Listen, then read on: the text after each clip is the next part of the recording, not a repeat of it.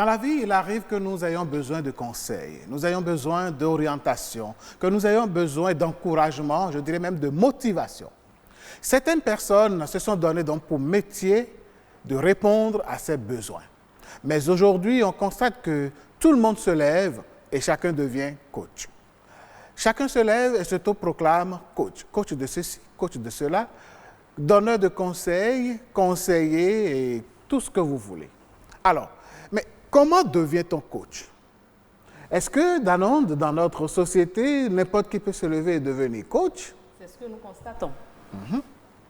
Coach Alain Sochoumé. Non, moi je m'appelle Alain Sochoumé. Je ne suis pas coach. Pas pour l'instant peut-être. Alors, peut-être avec l'explication de nos deux invités, je pourrais peut-être voir si j'ai des talents pour la chose. Mais ce matin, mesdames, messieurs, justement, nous allons parler donc de cette situation-là. Le coaching, qu'est-ce que c'est? Est-ce que tout le monde peut être coach? Sur ce plateau, pour en parler, nous avons un coach en communication, justement, Monsieur Diarra Moussa Soumanou. Voilà. Merci d'avoir accepté notre invitation. Bonjour. Et bonjour. Son second, Madame Danone. Eh oui, Gildas Seda Hassidé. Voilà, je vais y arriver. Vous êtes juriste? Bien sûr. Bonjour. Merci d'être là. Bonjour. Oui. Alors, au téléphone, comme nous l'avons annoncé, on prenait d'ailleurs même contact avec elle tout à l'heure et vous avez vu. Eh oui, les téléspectateurs ont compris. Voilà. Madame Ablawa Boko sera donc au téléphone avec nous pour apporter donc son point de vue sur la question. En tant que sociologue. Tout à fait. Alors, Monsieur Diarra Moussa, qui appelle-t-on coach?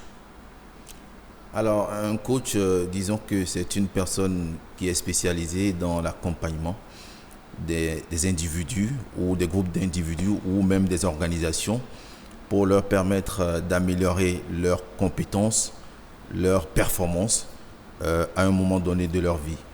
Il y a plusieurs sortes de coachs selon les disciplines et également selon l'attitude ou ce que vous souhaitez, d'accord, quelles compétences vous souhaitez acquérir ou quelles compétences souhaitez-vous vraiment relever, d'accord, dans votre activité au quotidien.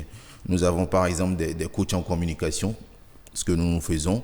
Il y a des coachs de vie, d'accord, ce qu'on appelle life coach, c'est-à-dire par exemple des gens qui vivent des situations dans leur vie de couple, par exemple, ils ont besoin d'encadrement, d'orientation et autres. Exactement. Nous avons également des coachs en orientation professionnelle et bien d'autres.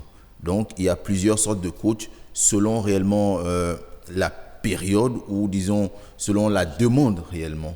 Le coaching, c'est un métier, c'est une discipline qui est vraiment dynamique et qui s'adapte à l'ère du temps. Et je pense que beaucoup de téléspectateurs qui vous connaissent très bien seront peut-être étonnés d'apprendre que Diarra Moussa Soumanou est coach. Alors qu'il est journaliste de formation. Journaliste.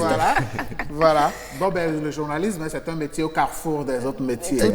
Tout à fait. Voilà. Alors, ça ne nous surprendra pas demain que Mme Danone devienne avocate, par exemple. Bien sûr. Ça, c'est vrai. Encore qu'on a tellement de journalistes qui sont partis de là, pour être avocats. Effectivement. Alors, monsieur Hassidé, voilà, je vais y arriver. En fin de mission, c'est sûr, je le ferai simplement. C'est clair. Vous avez déjà bénéficié des services d'un coach? Comment vous les qualifiez, vous? D'abord, les coachs, c'est indispensable. C'est indispensable. C'est indispensable parce qu'on ne peut pas tout connaître de la vie. Et vu que le monde même n'est pas fixe, le monde est en perpétuelle évolution. Donc, forcément, pour réadapter votre compétence ou vos acquis aux besoins de l'heure, il vous faudra forcément renforcer vos capacités. Il vous faudra suivre des formations, c'est-à-dire vous faire suivre par un coach pour vous permettre de faire une mise à jour en quelque sorte de votre expérience.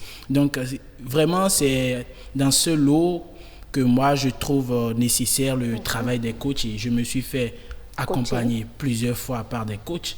Pour ne pas dire, vous parliez tout à l'heure de juriste, c'est vrai, je suis juriste, mais je peux dire je suis juriste et coach également. Ok. Alors dans ce cas, est-ce qu'il suffit donc de se faire accompagner par des coachs parce qu'on veut relever un certain nombre de défis pour devenir coach soi-même? Pas du tout alors. Comment ça se passe? Vous savez, on peut même les catégoriser parce que nous avons des consultants qui font quelque chose dans la société, nous avons des enseignants, des coachs, nous avons des mentors. Mais plusieurs confondent cette catégorie de métiers ou bien d'intervention. Le consultant, c'est quelqu'un à qui vous faites appel dans la société qui vient régler à un problème ponctuel. C'est-à-dire, vous avez un problème par rapport à 2 plus 2. Le consultant vient, il vous règle 2 plus 2 égale à 4. Il peut avoir fait ce travail et que vous n'étiez pas entre-temps attentionné pour voir la technique qu'il a appliquée. Si vous l'appelez une autre fois, vous payez encore pour le même service. Il vient, l'exécute. L'enseignant, c'est quelqu'un à qui vous faites appel ou un professeur à qui vous faites appel pour donner une formation en entreprise pour vous, peut-être à vos personnels, histoire de mettre à jour leurs compétences. Mais le coach, quelqu'un à qui vous faites appel, peut-être parce que vous sentez du potentiel en vos personnels, mais vous ne voudrez pas les changer, mais vous voudriez les faire suivre pour une période donnée, pour atteindre un certain niveau, le niveau que vous voulez. Du coup, le coach, il vient, il intervient, il les suit, il les accompagne pendant le temps pour leur permettre d'avoir ce niveau. Mais il n'est pas psychologue. Parce que lui, je voulais poser la question. Il n'est pas psychologue parce que lui ne veut pas savoir ce qui cause ce problème. Mais lui, il voudra juste vous permettre, vous ouvrir les portes, vous accompagner, vous permettre de voir vous-même le nœud qui bloquait. C'est tout ce qu'il fait. Mais comment est-ce que vous êtes devenu coach? Pourquoi en êtes-vous, en tant que juriste, décidé à faire du coaching? C'est une très belle question, je trouve. Vous savez, quand vous avez quelque chose ou quand vous avez la passion de faire quelque chose, vous avez la maîtrise de la chose arrivée à un moment donné et que vous apprenez à côté ou en plus de cela la technique, la méthodologie d'y arriver, alors, et que dans votre technique ou dans cet apprentissage, vous êtes apte à porter le message et à vous faire entendre par votre auditoire, vous faire entendre et mieux que l'auditoire vous comprenne et l'exécute autant que vous, alors si vous voulez faire parcours dans le coaching, vous êtes mieux placé. Mais il ne faudrait pas oublier... C'est un forgeron qu'on devient forgeron. Mais il ne faudrait pas oublier que vous devez forcément, à un moment donné, vous faire assister par une structure spécialisée dans la formation du coach. Voilà. On va parler maintenant de ça. Merci. Justement. Monsieur Diarra Soumanou, dites-nous, est-ce qu'il y a une formation au bout de laquelle on devient coach, ou bien il suffit juste, Madame Heureuse Danodé a un souci, elle vient m'en parler, je lui donne quelques conseils, elle applique et ça semble marcher, le jour d'après elle revient et puis pareil. Est-ce que ça suffit pour que je devienne coach, ou bien est-ce qu'il y a une formation au bout de laquelle on devient coach? Non, mais je pense que le métier de coaching a une catégorisation. C'est comme par exemple dans le football, vous voyez, il y a plusieurs entraîneurs qu'on appelle forcément des coachs. C'est des coachs. Il y a des coachs de première division. Quelqu'un qui est par exemple, qui encadre le FC Barcelone ne peut pas se comparer par exemple à quelqu'un qui encadre les requins de l'Atlantique ou les panthères de Djougou, par exemple. Voyez-vous? Et donc, c'est une catégorisation. Vous pouvez décider de commencer. D'accord? Vous commencez, mais vous avez reçu l'encadrement d'une structure spécialisée. Alors, lorsque vous avez la reconnaissance de cette structure spécialisée, d'accord, vous allez maintenant vous faire certifier par la structure mère qu'on appelle l'ICA ou l'ICF, International Coach Federation. Okay? Et donc, vous recevez la certification de l'ICF et donc vous devenez un coach certifié. Et vous pensez que tous ceux qui sont dans le coaching aujourd'hui ont pris part là? Non, pas du tout alors. Pas du tout. Ce n'est pas évident que certains coachs connaissent même ce processus, ni même l'existence de l'organisation. Mais en réalité, le coaching, c'est comme je le disais, c'est une discipline vraiment dynamique qui ne ferme pas ses portes. Voyez-vous, les coachs, ce sont des personnes qui acquièrent leur reconnaissance, leur authentification par l'exercice. C'est-à-dire que réellement, si tu n'as pas le temps d'obtenir des résultats, tu manqueras réellement de confiance en soi, tu manqueras vraiment de reconnaissance. Vous parlez là du coach? Du coach, bien sûr. Parce que réellement, c'est des gens qui obtiennent leur reconnaissance par ce qu'on appelle la recommandation. Heureuse vient me voir pour une consultation, pour un encadrement spécifique, ok? Je l'encadre et au bout de sa formation, elle se dit qu'elle a été satisfaite. OK? Et donc, elle va recommander ma structure à Gildas. Parce que réellement, les structures de coaching ou les cabinets de coaching, vous ne les verrez jamais faire de la publicité à la télévision. Ils travaillent par réseau. Par réseau, voyez-vous. Et donc, c'est parce qu'un de vos clients a eu réellement satisfaction qu'il vous recommande à quelqu'un d'autre. Justement, moi j'ai envie de vous poser cette question. On dit souvent que les coachs sont de beaux parleurs. Oui. Ce sont des... Bien sûr. Pardon? Oui. Ce sont de beaux parleurs, ce sont des messieurs, des dames qui ont le verbe, qui savent parler. Et certains vont jusqu'à dire que les coachs sont des maîtres de la parole. Oui. Est-ce qu'il suffit d'être maître de la parole pour devenir coach? Non, mais pas du tout. Mais c'est comme je le disais, si vous voulez être, par exemple, coach en communication, okay, la communication, c'est d'abord la parole. Et donc, forcément, dans ce cadre, vous avez besoin d'être vraiment un excellent orateur et autres. OK? Mais si j'ai besoin d'être coach sportif, coach fitness, par exemple, il peut ne pas avoir cette capacité ou cette aptitude-là à pouvoir s'exprimer en public. Mais lorsqu'il a ses clients devant lui, il leur permet vraiment de perdre du poids en 2 mois, en 3 mois. C'est un coach. C'est un coach sportif. OK? Donc, l'expression orale, forcément, le besoin existe réellement. Et ce sont les coachs en communication qui ont forcément besoin de cela. Est-ce que le métier de coaching est vraiment organisé dans notre pays? Non, pas du tout. Ce n'est pas organisé ni au Bénin, ni en Afrique. Ce n'est réellement pas structuré. Ni au Bénin, ni en Afrique. Ni en Afrique. Alors donc, c'est ce mais le processus d'organisation a déjà démarré. OK. Mais réellement, vous allez constater que la plupart, sinon je dirais plus de 110% des coachs ne connaissent rien de cette organisation ou de cette structuration. Mais qu'est-ce qui peut expliquer, M. Sedas, je ne dirais pas engouement, mais cette acceptation systématique de la population? Ce métier, on en parle il n'y a pas longtemps. Et comme je le disais avant, ça s'est baissé. Oui. Pourquoi? Le besoin est aussi là? Oui. En fait, comme le disait tout à l'heure M. Diarra, c'est un secteur vraiment dynamique, très dynamique, parce que forcément, on a besoin d'être suivi par quelqu'un. Et vu que le résultat, c'est vraiment probant sur le terrain, c'est clair, quand vous faites accompagner par un coach dans un domaine, franchement, vous avez de la satisfaction et autres. Du coup, c'est ce qui fait que nombreux aujourd'hui veulent se référer à un coach dans le domaine ou dans un domaine quelconque pour avoir de succès ou pour toute autre chose. Mais il est quand même important de voir et de tamiser les choses pour voir concrètement ceux qui sont là pour réellement le travail et non pour autre chose que vous savez. Monsieur Assidé, oui.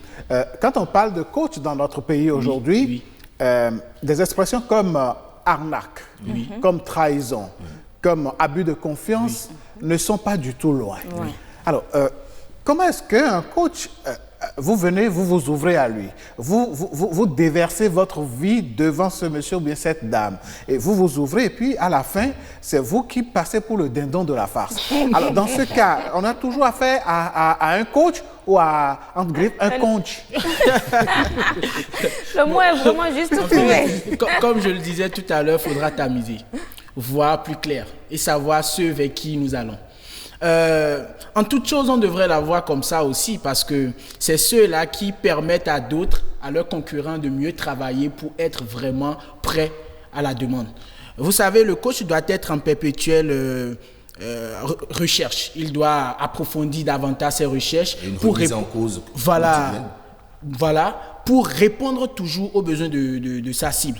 Et donc, dès cet instant, il est nécessaire de suivre ces structures qui sont, je peux dire en quelque sorte, en tête de pyramide, qui vous permet d'avoir la certification de coach, parce que quand vous êtes certifié de ces organisations, vous êtes obligé de suivre les règles, la méthodologie, la pédagogie appliquée à leur niveau.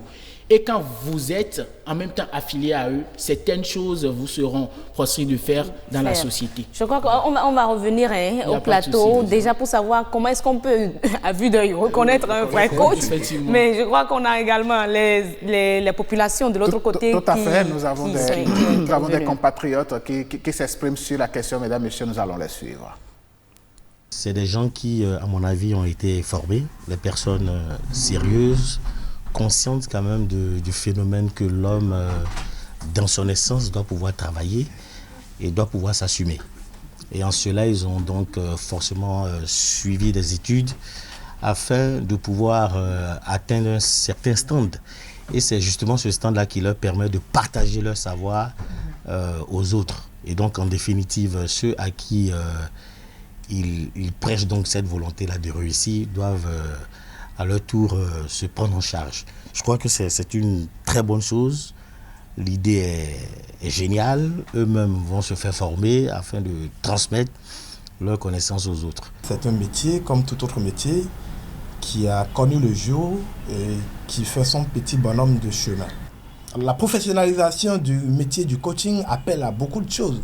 Et ailleurs, ce n'est pas une académie où vous venez, vous avez un doctorat et puis vous planchez. Comme l'auraient dit certains amis en donnant des diplômes dans le coaching. Mais ce n'est pas cela. Parce que le coaching en lui-même, déjà, c'est d'amener quelqu'un alors à se découvrir déjà, à se fixer des objectifs, à poser des actes pour avoir les résultats que la personne désire. Vous comprenez avec moi, la méthode ne peut pas être une méthode classique.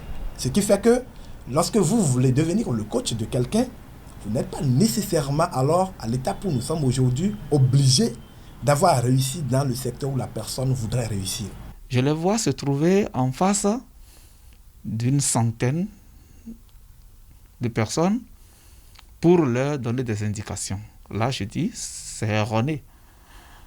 Un vrai coach doit maîtriser vraiment la psychologie. Et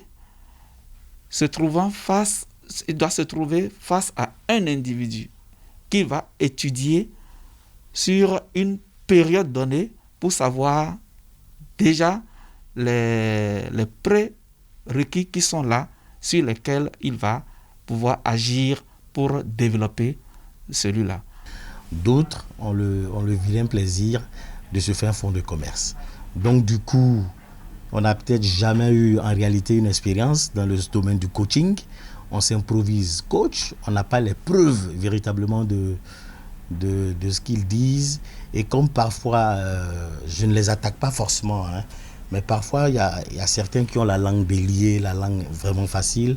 Donc ils arrivent à convaincre des jeunes. C'est normal, il faut forcément le faire pour un peu d'argent à côté, mais il y en a qui ne le font pas passion, qui aiment ce qu'ils font et qui ont du plaisir à donner de la joie aux autres.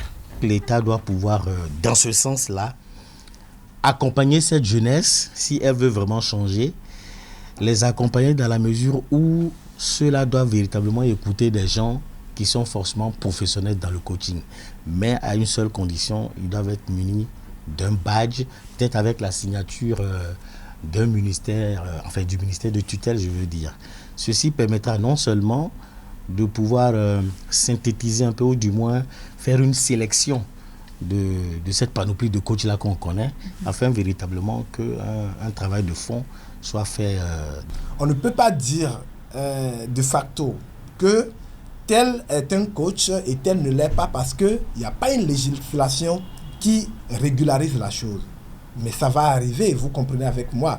Les pays dans lesquels déjà ça se passe ainsi, c'est des pays qui sont passés de la pratique à l'organisation du métier. Et ça passe par des associations de professionnels du métier du coaching, ce qui n'a pas les mêmes procédures que les autres métiers qui ont des académies où on peut faire un parcours, on peut aller à l'université, on peut aller à l'école. Et oui, voilà qui est clair, voilà l'expression donc de quelques-uns de nos compatriotes. Et alors, dites-nous, monsieur Assidé, un coach, c'est forcément pour gagner de l'argent? Pas vraiment. Mais c'est pas interdit? Pas vraiment. En fait, vu que pour faire don de soi à la chose, si vous arrivez à trouver quand même votre pain quotidien de ce que vous faites, voilà. Mais vous savez, tout de suite, c'est pas ce qui est vu par certaines structures qui exercent dans ce domaine. Et que pensez-vous alors des interventions de nos compatriotes? Franchement, je peux dire, nous n'avons pas les mêmes langues, les mêmes visions de la chose. Moi, je le fais pas passion. Je le fais pas passion et je le fais parce que je me retrouve dans ce que je fais. Pour de vrai. De la même façon, vous pourrez rencontrer d'autres. Et quand c'est comme ça, sachez en même temps que c'est pas pour du bon. Quand c'est pour rechercher en même temps ça, quand c'est l'argent qui est en vue, sachez que c'est pas du bon.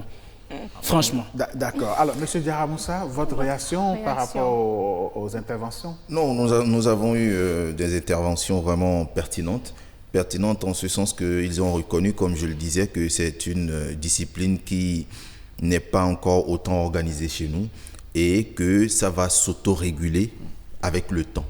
Réellement, c'est ainsi que ça va être. Vous savez, l'école classique que nous avons connue au départ de l'école, ce n'était pas organisé. C'est des gens qui donnaient des enseignements à domicile avant que ça ne soit structuré. On parle aujourd'hui de CEP, BEPC, tout ce que vous voulez.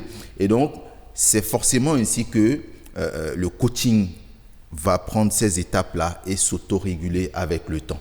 Mais réellement, je voudrais juste inviter ceux qui font appel aux compétences des coachs à pouvoir vraiment voir un peu leur intégrité, l'éthique qu'ils respectent avant vraiment de leur faire confiance. Parce que réellement, comme on l'a dit, c'est des gens qui sont de beaux parleurs, ils ont l'oratoire et tout ça. Ils savent convaincre. Exactement, ils ont cette capacité à pouvoir convaincre.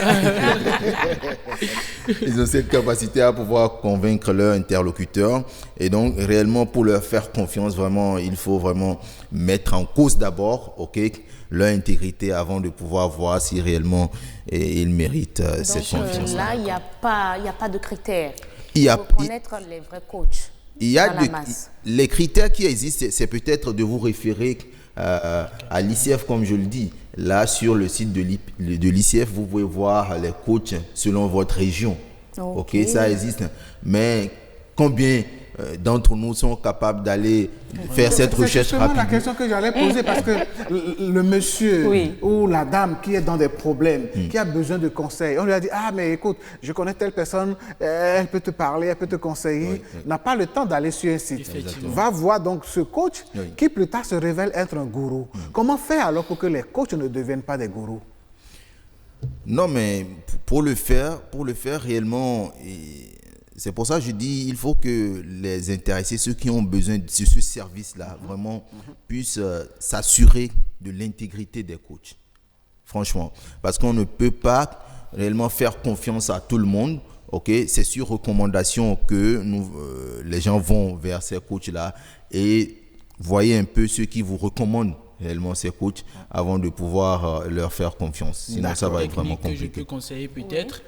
Vous savez, aujourd'hui, grâce au digital, on peut savoir ce qui est bon comme ce qui n'est pas aussi bon. C'est-à-dire, quand vous allez tout de suite sur l'Internet, vous tapez le mot que vous voulez, vous aurez forcément des propositions. Donc, ce que vous trouvez et qui a plus de notoriété ou qui a plus de notoriété, essayez de... Ce n'est pas conseillé. Pour l'instant, on va pour le moment, on va la sociologue on a notre au bout de fil. Spécialiste au bout de l'année. Madame Ablawa Boko, bonjour. Bonjour, monsieur Alain. Comment allez-vous, madame? Je vais super bien. Ça va bien, merci. Alors, dites-nous, le coach de vie, vous pensez que c'est un métier destiné à tout le monde? Je dirais non. Je dirais oui. Non vient en premier parce qu'on parle de la vie d'une personne. Et pour manipuler, je mets mon manipuler entre guillemets, pour manipuler la vie d'une personne, il faut quand même avoir certaines compétences. Et c'est ce que nous voyons chez les docteurs. Ils sont formés pendant des années.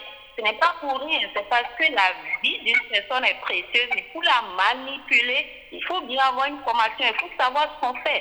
Sinon, on risque de faire des erreurs qui vont que la personne va traîner toute sa vie. Donc, je dirais non, n'est pas coach de vie qui veut, mais qui a les outils pour manipuler la vie sur ce terrain-là. Et je dirais oui, pourquoi? Parce que chacun de nous avons ce côté coach en nous. En fait, chacun de nous recevons des gens qui ont des situations, qui vivent des problèmes et que nous aidons quand même à retrouver la porte de sortie, que nous aidons à sortir de leur situation difficile. Donc c'est vrai que chacun de nous avons ce côté-là en nous qui nous pousse à aider une personne qui vit une situation difficile à s'en sortir.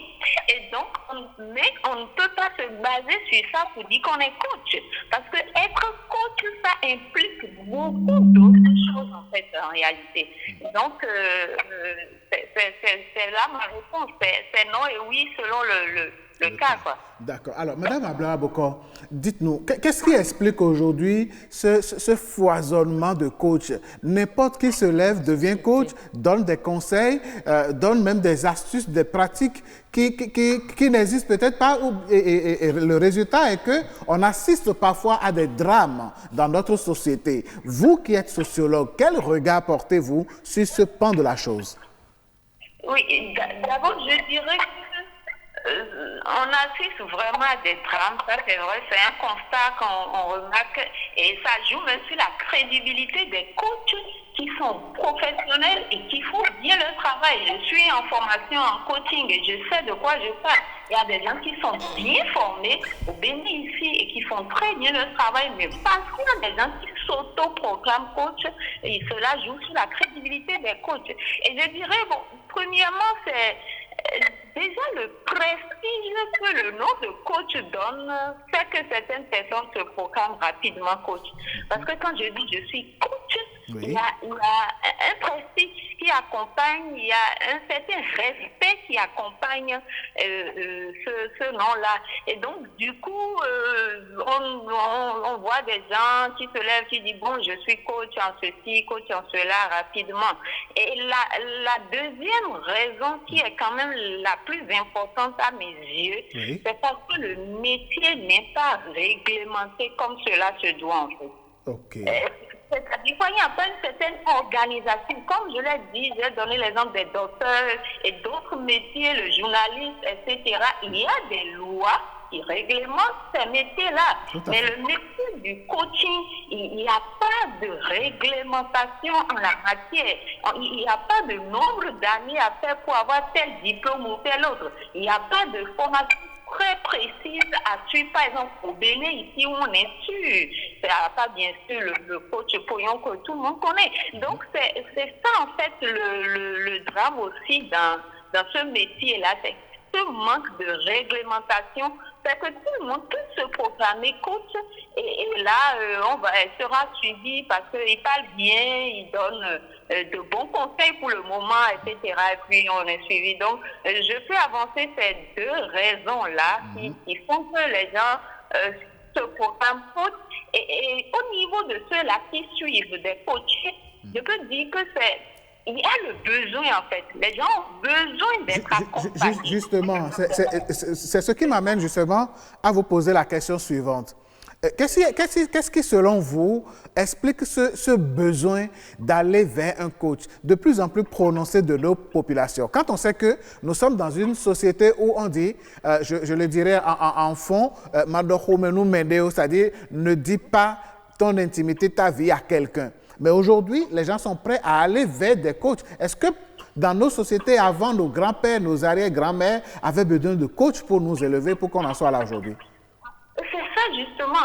Il y a notre société a évolué dans quel sens ça, c'est à voir, mais la société a évolué et on remarque que ce n'est plus les questions qu'on gardait secrètes, les choses qu'on gardait secrètes. Ça, on peut maintenant les exposer, c'est-à-dire on peut aller voir quelqu'un d'extérieur pour aller parler. J'ai fait une formation en relation d'aide aussi et je vois combien je suis sollicitée par rapport à des questions qui autrefois n'allaient pas sur la place publique. Le fait est que notre société a évolué et du coup, nous retrouvons nous tous à gérer tellement de choses qui nous dépassent en fait. C'est comme s'il y a tellement de choses qui tombent sur nous Et à l'intérieur de nous, nous n'avons plus la capacité de les gérer parce que c'est beaucoup de choses à la fois. Et du coup, nous disons, on a besoin de quelqu'un pour nous montrer le chemin. On a besoin de quelqu'un pour aller au-devant des choses. Et la deuxième raison que je peux avancer, c'est que nous avons perdu un peu le sens de la vie, en fait. Et si je peux m'exprimer ici. Avant, comme on le disait, la société d'avant, c'est que les gens savaient quel était le sens de la vie. Il y avait ce Bédoto-là qui était respecté, ce Dieu-là qui était très respecté, surtout dans nos sociétés africaines. Et on ne faisait pas les choses n'importe comment. Tout cela donnait sens à notre vie. Il y avait la consultation du FAC qui donnait sens à notre vie. Il y avait tout ça qui était mis sur pied et qui donnait sens à la vie de chaque personne qui naissait dans un milieu africain. Mais aujourd'hui, tout a évolué et donc du coup, on a perdu un peu le sens de la vie, je vais dire. Et ça fait que, bon, tu ne sais plus trop dans quel sens il faut aller et tu ne comprends plus les événements de ta vie. Et puisque tu ne veux plus pour beaucoup aller vers les religions endogènes et tout ça, donc du coup tu es là, mais tu te demandes qu'est-ce que je dois faire? Il faut que quelqu'un m'aide. Résultat, on va vers un coach. C'est ça. Donc, en fait, ce n'est pas le fait d'aller vers une autre personne qui pose en réalité problème. C'est ce sens qu'on a perdu de la vie là qui fait qu'on a besoin de quelqu'un pour nous orienter en fait. Donc, du coup, on va vers le coach et n'importe qui dit je suis coach, mais on le prend quoi parce qu'on en a besoin. J'ai Madame Danondé qui a une question pour vous, certainement. Eh oui, Madame Bokor, nous avons cru entendre dans votre intervention que vous êtes également à une formation de coaching. Oui, tout à fait. Ah ben, là, le problème se pose. On se dit finalement, si tout le monde devient coach... Oui, mais qu'est-ce qui vous a amené à suivre cette formation? Pourquoi vous aussi, en tant que sociologue, vous voulez devenir coach? Alors, je ne veux pas devenir coach. Et comme je l'ai dit, j'ai fait la sociologie. Ensuite, je suis allée faire une formation en relations d'aide parce que j'ai fait la sociologie. Je me suis spécialisée dans les questions de jeunesse, de mariage et de famille. Et là, je suis sollicitée pour accompagner des personnes. Et je me dis, mais je n'ai pas les outils qu'il faut. Il faut que on dit que les sociologues, tu as fait la formation, donc tu peux nous aider, tu peux nous accompagner. Vous avez senti un complément, un besoin de complément de formation. Je me suis dit, mais attends, ces gens-là veulent me mettre dans des problèmes. Je n'ai pas les outils qu'il faut pour vous accompagner. Il faut que j'aille me faire former. Et c'est là que j'ai choisi d'aller me faire former. Sinon, je ne me suis jamais intéressée au coaching, en fait. Mais la vie, ça m'a beaucoup intéressée. On comprend mieux. Besoin d'outils pour faire le travail. Donc, je suis allée chercher les outils. Merci beaucoup, Madame Ablara Bokor. Merci d'avoir répondu à notre appel. Nous vous souhaitons une excellente journée. Merci. Et à bientôt. Merci, bye bye. Bye bye. Alors, Monsieur Diarra Soumanou. Vous avez pris tellement de notes. Oui, bien sûr, dans ce qu'elle disait. Oui. Et je dois noter que elle-même, elle reconnaît que le métier, cette profession n'est pas encore organisée. Il va falloir le faire et ça dépendra de nous tous, d'accord, de tous les coachs qui réellement estiment que cette profession mérite vraiment d'être dynamisée, cette profession mérite vraiment d'être valorisée parce que réellement le besoin existe. Le besoin existe, vous l'avez écouté et chaque jour, plus nous avançons, nous constatons que chacun d'entre nous a une faille quelque part. Et cette faille-là, on a besoin de corriger cette faille. Je prends notre cas par exemple où un monsieur est promu à un poste de direction et réellement c'est quelqu'un qui n'a pas l'habitude de s'exprimer en public. Voyez-vous, il a besoin qu'on le coach en communication, qu'on le coach dans la prise de parole en public, qu'il puisse réellement conduire ses équipes, qu'il puisse présenter son plan, d'accord, à un moment donné à ses supérieurs, qu'il puisse réellement conduire ses réunions, qu'il puisse réellement motiver ses équipes, parce que c'est le rôle, c'est son rôle en tant que responsable. Et donc, forcément, il a besoin d'un coach. Qu'est-ce qu'il doit faire? Il n'ira pas à l'école nationale d'administration pour s'asseoir, pour dire, mais formez-moi en prise de parole. Eux, ils n'ont pas cette discipline-là. voyez-vous, quelqu'un qui a besoin de savoir comment on écrit son discours, il va apprendre dans quelle école? Non, mais ce qui est sûr, le besoin est là. Le besoin existe. Il faut s'adresser donc aux spécialistes de la chose. Exactement. Et donc, quand le besoin existe et que tout de suite, on me fait appel en estimant que moi, j'écris de bons papiers à l'antenne, on me dit, mais est-ce que tu peux me donner des cours pour rapidement écrire mes discours? Je le fais 1 fois, 2 fois, 3 fois. Je me dis, mais moi-même, donc, je peux coacher des gens. Voyez-vous? Mais c'est de ça que sort le grand lot, là. Le lot des coachs non formés. Parce que chacun se découvre un talent. Exactement. Ça y est. Dans tous les domaines, on a besoin réellement d'accompagnement. Si je prends un autre exemple, nous, par exemple, en notre temps, quand on était au primaire ou au secondaire, franchement, rares sont les gens parmi nous qui ont connu des encadreurs de maison. Tout à fait. Ok. Certains d'entre pas du tout. Pas du tout. Ouais, pas du tout. Tu reviens de l'école. C'était ton coach alors. Tu reviens de l'école, tu prends un petit goûter et puis bon, tu attrapes les cahiers. Exactement. Il n'y a pas de répétiteur. Certains d'entre nous n'avaient même pas des bouquins, mais nous avons eu avec brio nos BEPC, baccalauréat et tout ce que vous voulez. Voyez-vous, aujourd'hui, nous constatons que nos enfants ont besoin déjà au CI d'être orientés, d'être soutenus. Qu'est-ce que vous voulez? Et donc, les adultes, le besoin forcément va s'exprimer à leur niveau aussi. Parce que lorsque je sens, par exemple, le stress, lorsque je veux m'exprimer, je sens le stress. Je me dis, mais est-ce que c'est tout le monde qui vit ça ou c'est moi seul? Je vais faire appel à un coach. C'est déjà arrivé sur ce plateau avec des invités. Allez, exactement. On va pas vendre les secrets. Et donc, il se dit, mais est-ce que tu as des conseils à me donner? Et donc, rapidement, tu l'orientes. Tu lui dis, tu dois pratiquer telle astuce et autres. Et donc, forcément, c'est au fil du temps, il va se découvrir et ainsi de suite. Donc, voilà un peu comment ça existe, comment le besoin est honoré, comment le besoin est satisfait au fil du temps. Mais le problème demeure, l'organisation, c'est le mal. Exactement, l'organisation. Peut-être on va aller vers des lois, par exemple, d'accord? Parce que ce sont des gens qui sont dans la corporation qui doivent proposer ça à des députés, d'accord? Pour réellement penser à la prise d'une loi, par exemple, pour réguler ce système-là. Monsieur Assidé. Oui, voilà, vous y êtes. Alors, vous l'avez également suivi, notre sociologue. Bien sûr, j'ai suivi Madame Ablawa Bokor, qui a vraiment touché de doigt le sujet, comme nous d'ailleurs.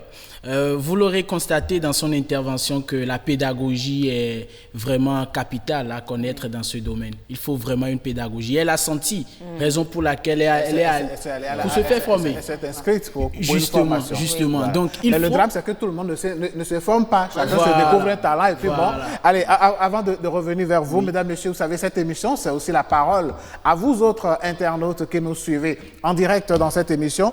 Le premier message du jour, aujourd'hui, on constate que sur les réseaux sociaux, beaucoup de personnes se proclament coach de vie et de motivation. Ils se basent sur leur propre vie ou sur le vécu de leur entourage. Ils drainent du monde devant eux et certains coachés sont même prêts à débourser une fortune pour suivre ces coachs. Mais il faut avouer qu'il y en a qui sont des professionnels qui suivent des formations. Les spécialistes du domaine au Bénin doivent s'unir et mettre de l'ordre dans le métier. Voilà, question d'orientation. Hein? Bien sûr. Voilà.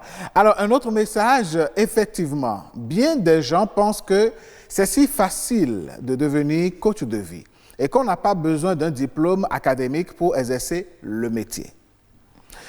L'ignorance et la banalisation du coaching peuvent justifier cela. Il y a aussi l'envie de faire le buzz, sans oublier la vanité, la fanfaronnade qui l'accompagne. Le coaching est aussi une science et un art, puisque le coaching s'exerce sur le mental, la conscience et le cœur de l'homme. Il faut donc suivre une série de formations dans quelques sciences humaines, telles que la psychologie, la sociologie, etc. Mieux, il faut apprendre le métier auprès des vrais coachs rompus à la tâche. Au Bénin, le coaching est en train de s'organiser et de se structurer. On forme déjà en la matière et les diplômes en bonne et due forme sont délivrés aux apprentis. aux apprenants, voilà. Pour assainir donc la profession, les responsables de la trempe du coach Pognon. Coach Pognon, je le rappelle, hein, on l'a invité, c'est parce qu'il est en déplacement hors du pays qu'il n'a pas pu être là, sinon il aurait pu être sur ce plateau. Alors donc, le message continue. Des coachs de la trempe du coach Pognon et d'autres doivent poursuivre le combat, créer des écoles où une formation rigoureuse sera donnée avec le parrainage du gouvernement. Et voilà. Voilà. On va se limiter à ces messages pour ce matin. Alors donc, le besoin de structuration, le besoin d'organisation de ce métier se fait sentir. Alors, heureuse d'annoncer, nous allons faire un dernier tour de table, si vous le permettez. Effectivement. Alors, Monsieur Diarra Moussa, on commence par vous déjà, des approches de solutions, des propositions à nos gouvernants aujourd'hui qui, apparemment, vous ont laissé le métier aller. Oui. Réellement, il faut que le gouvernement s'y implique, mais c'est parce que l'État même a beaucoup de charges, l'État même a beaucoup de chats à fouetter, excusez-moi le terme, et donc c'est pour ça que tout de suite, vous n'allez pas sentir un intérêt particulier de nos dirigeants, parce que lorsque nous prenons déjà les établissements privés d'enseignement supérieur, les EPS, vous voyez tout le travail que le gouvernement est en train de faire en termes de réorganisation de ces écoles-là. Et donc, quand ils vont peut-être finir, ils vont s'intéresser. Ils vont venir chez les coachs.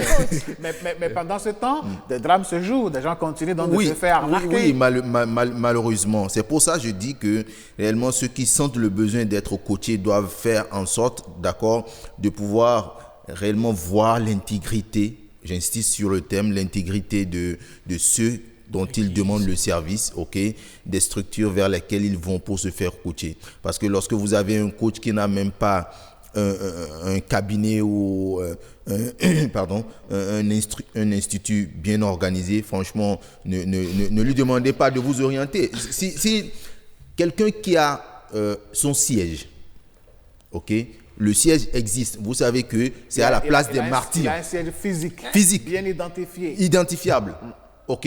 Vous pensez qu'il va prendre votre argent ou vous anarquer et disparaître? Parce que vous savez où le reconnaître. Vous savez que vous pouvez aller vous plaindre à la police et lui apporter une convocation. Mais si vous avez un coach dans la nature... Qui a juste son sac. Son bureau est dans son sac. Il fait une affiche qu'il met sur les réseaux sociaux. Exactement. Et puis vous rassemble dans un coin quelque part.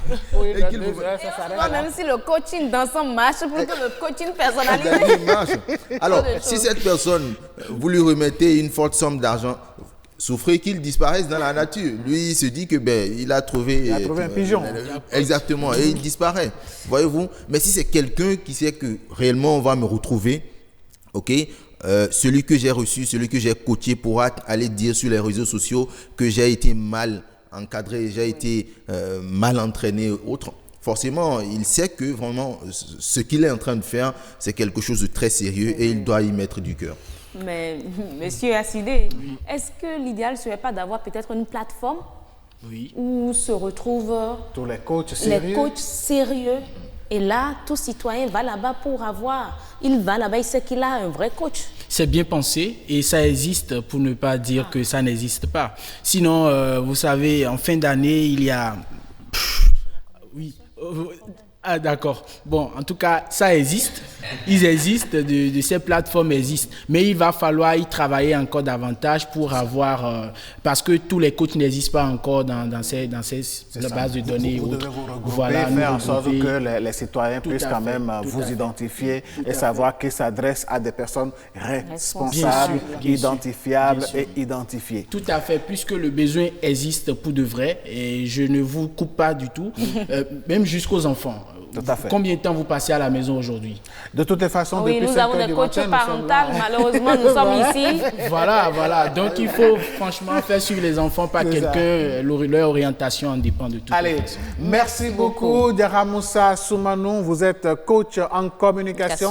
Merci d'avoir accepté notre invitation et d'avoir débattu donc avec nous sur ce plateau. Merci, monsieur Gildas Sédar Hassidé. Vous êtes juriste de formation. Merci également d'avoir participé à ce débat. Mesdames, messieurs, coach de vie, la porte n'est pas ouverte à tout le monde, ça vous l'avez compris. Mettez des gants, prenez vos dispositions, ne vous faites surtout pas arnaquer.